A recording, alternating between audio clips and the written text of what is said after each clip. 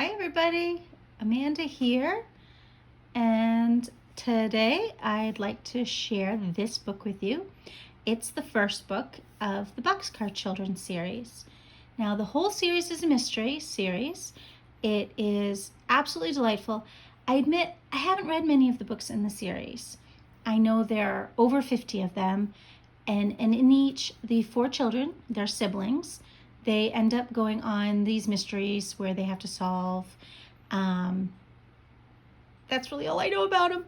But this particular book, which is the first book, written by Gertrude Chandler Warner, I have read many times, and it's about these children that they have run away from their circumstances, and they find themselves living by themselves in a boxcar. Hence the title, The Boxcar Children. And I love this book so much. I read it over and over. It is about how the children are able to take care of themselves in this boxcar, and then, of course, how it must end. I will give the spoiler away. They don't get to live in the boxcar forever. But it is a happy ending to this tale. And tonight, I'd like to just read you the first chapter. I'm hoping it will intrigue you and cause you to want to go out and try reading this book. This is number 1 of the Boxcar Children by Gertrude Chandler Warner. Oh, there's a list of some of the books in this series. There is a list of more of the books in the series. And again, this is the first. And the first chapter is chapter 1, The 4 Hungry Children. Excuse me. Clear my throat. Okay. One warm night, 4 children stood in front of a bakery. No one knew them. No one knew where they had come from. The baker's wife saw them first, as they stood looking in at the window of her store. The little boy was looking at the cakes. The big boy was looking at the loaves of bread, and the 2 girls were looking at the cookies. Now the baker's wife did not like children. She did not like boys at all. So she came to the front of the bakery and listened, looking very cross.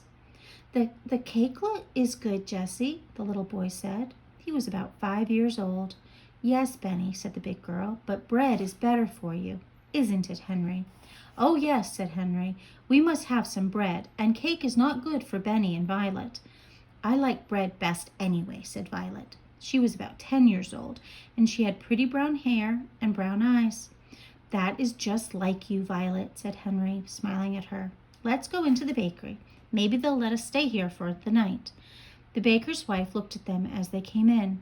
I want 3 loaves of bread, please, said Jessie. She smiled politely at the woman, but the woman did not smile. She looked at Henry as he put his hand in his pocket for the money. She looked cross, but she sold him the bread.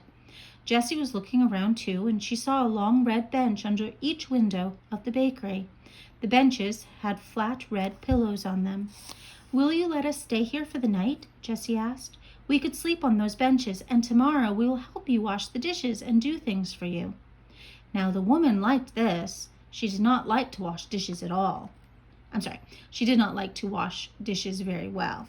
She would like to have a big boy to help her with work. Where's your mother and father? She asked. They're dead, said Henry. We have a grandfather in Greenfield, but we don't like him, said Benny. Jessie put her hand over the little boy's mouth before he could say more. Oh, Benny, keep still, she said. Why don't you like your grandfather? Asked the woman. He is our father's father, and he didn't like our mother, said Henry, so we don't think he would like us. We are afraid he would be mean to us. Did you ever see him? Asked the woman. No, answered Henry. Then why do you think he would be mean to you? Asked the woman. Well, he never came to see us, said Henry. He doesn't like us at all. Where did you live before you came here? Asked the woman. But not one of the 4 children would tell her. We'll get along all right, said Jessie. We want to stay here only one night. You may stay here tonight, said the woman at last, and tomorrow we'll see what we can do. Henry thanked her politely. We're all pretty tired and hungry, he said. The children sat down on the floor. Henry cut one of the loaves of bread into 4 pieces with his knife, and the children began to eat. Delicious, said Henry. Well, I never, said the woman. She went into the next room and shut the door. I'm glad she's gone, remarked Benny, eating. She doesn't like us. Shh, Benny, said Jessie. She's good to us to let us sleep here. After supper, the children lay down on their red benches, and Violet and Benny soon went to sleep. But Jessie and Henry could hear the woman talking to the baker. She said, I'll keep the 3 older children. They can help me. But the little boy must go to the children's home. He is too little. I cannot take care of him. The baker answered, Very well. Tomorrow I'll take the little boy to the children's home. We can keep the others for a while, but we must make them tell us who their grandfather is. Jessie and Henry waited until the baker and his wife had gone to bed. Then they sat up in the dark. Oh, Henry, whispered Jessie, let's run away from here. Yes, indeed, said Henry. We'll never let Benny go to a children's home. Never, never. We must be far away by morning, or they'll find us. But we must not leave any of our things here. Jessie sat still, thinking. Our clothes and a cake of soap and towels are in the big laundry bag, she said. Violet has her little work bag, and we have 2 loaves of bread left. Have you your knife and the money? Yes, said Henry. I have almost $4. You must carry Benny, said Jessie. He'll cry if we'll wake him up, but I'll wake Violet. Shh, Violet, come. We're going to run away again. If we don't run away, the baker will take Benny to a children's home in the morning. The little girl woke up at once. She sat up and rolled off the bench. She did not make any noise. What shall I do? She whispered softly. Carry this, said Jessie, and she gave her the work bag. Jessie put the 2 loaves of bread into a laundry bag, and then she looked around the room. All right, she said to Henry. Take Benny now. Henry took Benny in his arms and carried him to the door of the bakery. Jessie took the laundry bag and opened the door very softly. All the children went out quietly. They did not say a word.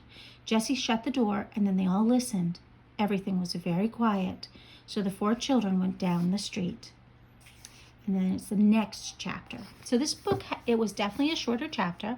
We learned the 4 kids' names, Henry, Jessie, Violet, and Benny. We know that Benny is 4 and Violet is 10. We know that their parents are dead and that they don't want to go live with their grandfather, and that they are very opposed to being separated. They want to stay together. And so they went out. And we don't know yet what's going to happen next, though I already kind of gave a little bit of a spoiler that they end up in the boxcar. I don't remember if that's the next chapter that they find the boxcar or the following chapter. This was just a snippet.